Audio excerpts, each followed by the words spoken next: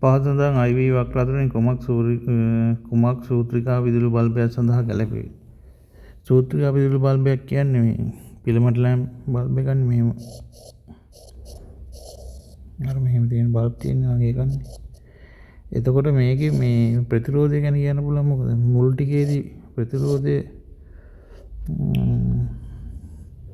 V = IR නේ ඔක. එතකොට V ගමුකෝ මේ අක්ෂරයට මේකට I එක ගත්තාම මෙහෙම එනවා ග්‍රේඩියන්ට් එක. ඊට පස්සේ මේ රත් වුණාට පස්සේ ප්‍රතිරෝධය වැඩි වෙනවා. ඒ කියන්නේ මේ අතට එන්නේ. දැන් ඕක මේක අපිට දීලා තියෙන්නේ මේ IV graph එකනේ. එතකොට ඒකේ එන්න ඕනේ අනික් අතට. මේ මුල ටික කොහොම තියෙනවා ඊට පස්සේ රත් වුණාම මෙහෙම එන්නේ මේ අතට. මොකද I = 1/8 වරක් වෙන්නේ.